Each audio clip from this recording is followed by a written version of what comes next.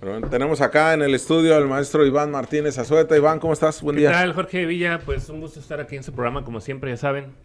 Oye, Iván, coméntanos qué temita traes Pues, siguiendo con el análisis de todo lo que está ocurriendo ahora con el cambio de administración y con la mayoría calificada en el Congreso, hay una avalancha de reformas que se están aprobando, ¿no?, cada semana. Y este miércoles en la Cámara de Diputados se aprobó esta reforma que sobre Pemex y CFE, una reforma de carácter energético que las transforma de empresas productivas del Estado a empresas públicas del Estado, como estaba antes de la reforma de 2013-2014, en el caso de CFE y bueno, también Pemex, que se aprobó durante el sexenio de Enrique Peña Nieto. La reforma energética de Peña, ¿no? Exactamente, sí. Y esto lo hace que pase del ámbito del derecho mercantil, de ser como una empresa más que compite con otras, al derecho público, y que esto implica que también van a tener preponderancia en estos dos sectores estratégicos, que son pues todo lo relacionado con la industria petrolera y con en la industria eléctrica, ¿no? Y en particular, pues esto ya lo hemos analizado aquí en varios programas, ¿no?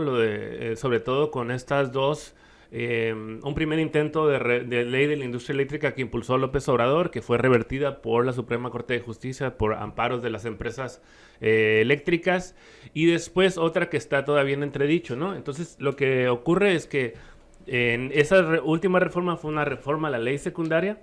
De hecho, no, mentira, la primera es la que pervive, ¿no? Como que estuvo ahí controvertida, se cancela la segunda, que sí se intentó ser más, digamos, en la Constitución, y esta ya se aprueba, ¿no? Entonces lo que ocurre es que ya está en la Constitución y se le va a dar preponderancia. Sin embargo, aunque eso va a implicar, así como analizamos la vez pasada, que estos cambios a la ley vinculadas al agua u otros se tienen que legislar en una ley secundaria, lo que anunció Sheinbaum es que va a pervivir este principio de que el 54% de la energía eléctrica la va a producir CFE y el 46% el sector privado, ¿no? Entonces es, digamos, a pesar de que la reforma le da prioridad a la empresa pública, que sería CFE en este caso, se va a tener ese principio, ¿no? Que es, lo hemos dicho antes, es un acuerdo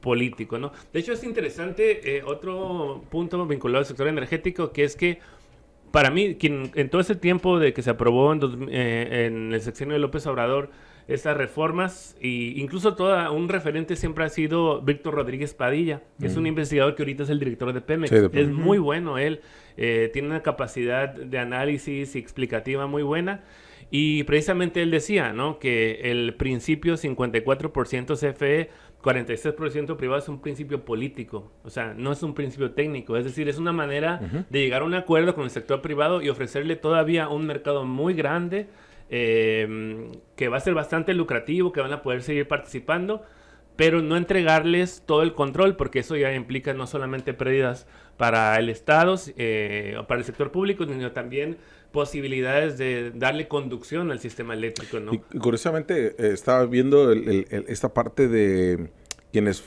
tienen la responsabilidad de Pemex, CFE y de la Secretaría de Energía, que Secretaría de Energía pues prácticamente tiene el peso de ambas. Y el perfil del nuevo director de Pemex, pues es, como decías, de investigador tercer nivel, muy cercano a Claudia Sheinbaum, incluso con artículos que han escrito juntos. Claro. Nada que ver con tema político, incluso nunca había estado en la administración pública. Todo contrario a CFE, que había estado directamente en la administración pública, no con temas políticos, y la Secretaría de Energía sí con un tema político. O sea, hay un planteamiento muy distinto a lo que tenía el presidente Andrés Manuel López Obrador, ¿no? Sí, no, de hecho también en la Secretaría de Energía, Luz Helena González, también me parece que es un perfil más técnico, ¿no? Sí, no, totalmente. O sea, como que Sheinbaum le está apostando mucho a perfiles, como dicen, técnicos, investigadores y demás. Quién sabe si luego pasa también que ese tipo de perfiles luego no aguantan las presiones políticas o todo el manejo político que implica todo esto, ¿no? Exacto. Pero al final de cuentas tienen, yo creo que gran parte de de los motivos para poner ese tipo de perfiles es que también tienen mayoría calificada en el Congreso, o sea, pueden impulsar, o sea, no requieres hacer tantas negociaciones para políticas, para impulsar, o pones a otro tipo de actores como los que están en el Congreso, ¿no? Para hacer este tipo de negociaciones. Pero insisto, esta es importante. Y otra cosa que se impulsa es el tema de la transición energética, ¿no? Sí. Que se le va a dar un impulso. Básicamente es esto que ya hemos analizado, pero ya puesto en la Constitución, ¿no? Estos temas. Y la transición energética es importante porque incluso ahí sí hubo una modificación a la propuesta, que es que también se va a permitir a las empresas privadas participar en los proyectos de transición energética.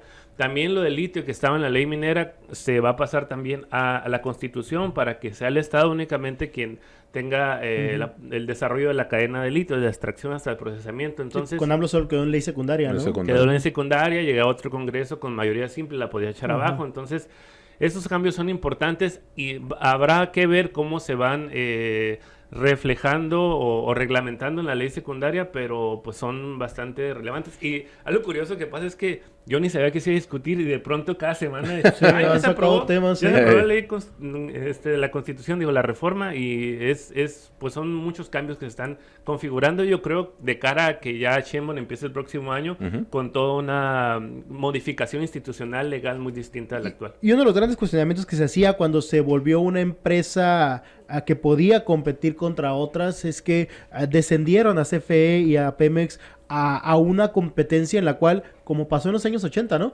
No están preparados para competir contra empresas de esta naturaleza por la carga tributaria, por la carga del personal, por a lo mejor los retrocesos tecnológicos que tienen algunos sectores. Y el déficit, ¿no? Y el déficit, el tema de deuda, todo lo que se ha hecho manejado históricamente. Y pareciera que era la última etapa para tratar de terminar con CFE y con la propia Petróleos Mexicanos, ¿no? Como que ese era el planteamiento a través de estos eufemismos, a través de estos argumentos de la libre competencia, cuando sabían que estos entes no podían competir de una manera de buenas a primeras con los grandes transnacionales todopoderosas de Inglaterra, de Estados Unidos, en el tema del petróleo, ¿no? Sí, completamente, Villa. Incluso ha habido todo un diseño, pues, porque a final de cuentas el que tenga esos pasivos financieros, el que tenga todos estos problemas, también fueron políticas de los propios gobiernos que después le impulsaron los esquemas privatizadores y estos esquemas de libre competencia, ¿no?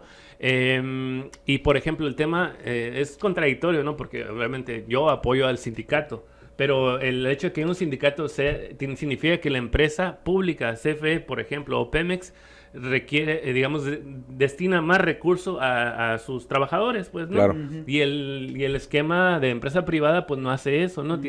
Entonces, tan solo en eso es distinto, pero es que viene de una historia, viene del impulso del sector público como en este sector tan estratégico para todos los aspectos del país, pues, ¿no? Para el desarrollo económico, para las viviendas y todo. Entonces, sí, y lo otro tiene que ver con que a final de cuentas este tipo sobre todo el sistema eléctrico, por la complejidad que implica, es un monopolio natural, ¿no? Así se le llama, ¿no? De hecho, insisto en que les invito al auditorio a que busquen estos artículos de Víctor Rodríguez Padilla, del actual director de Pemex, porque son muy, muy claros y él habla incluso...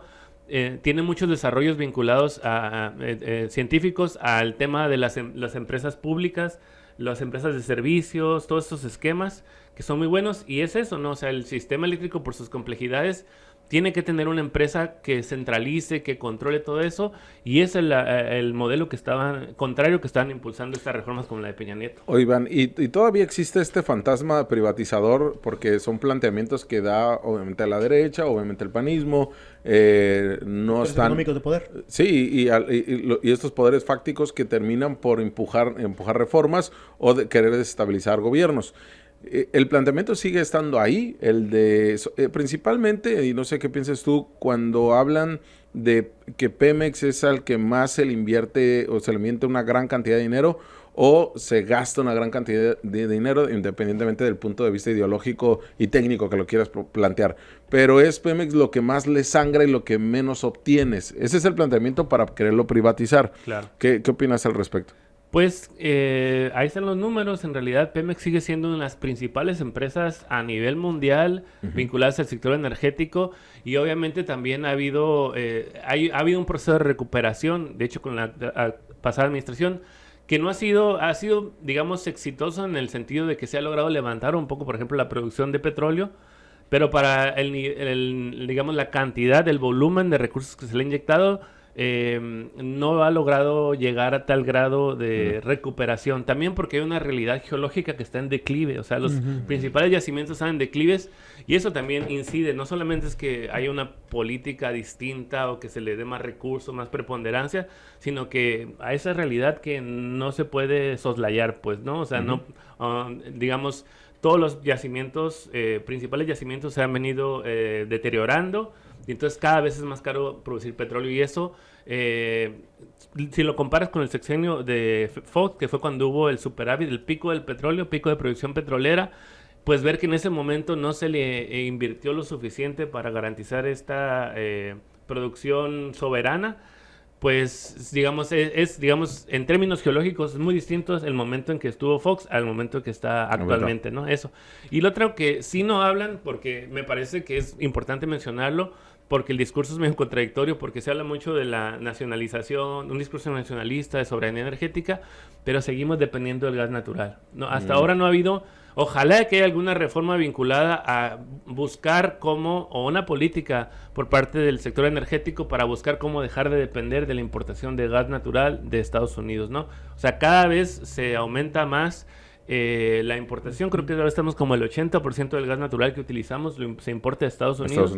De Texas, sobre todo, de todas esas cuencas de gas shale, y eso hace que seamos dependientes, que no tengamos soberanía de ese recurso, y que eso tiene implicaciones políticas también, porque en cualquier momento nos pueden cerrar o encarecer los precios del gas natural, y eso va a implicar que va a afectar sobre todo la generación de energía eléctrica, que alrededor del 60% se produce con gas natural. Igual aquí en Baja California las principales plantas son gas natural. Entonces, son temas que, insisto, hay que seguir analizando y ver cómo van evolucionando con estas nuevas reformas, y pues hay muchos temas que hacen falta para realmente llegar a una soberanía energética y transición hacia otro modelo no basado en combustibles fósiles. Interesante, ¿no? Ver el planteamiento y sobre todo lo que se vendrá para el próximo año, precisamente para Pemex y CFE. Esa es la visión que tiene el Pues gracias, Iván. Gracias por andar acá. Un gusto, como siempre. Nos vemos la próxima semana. Son los ecos de la nota capital. Ciudad Capital. Las voces de la ciudad.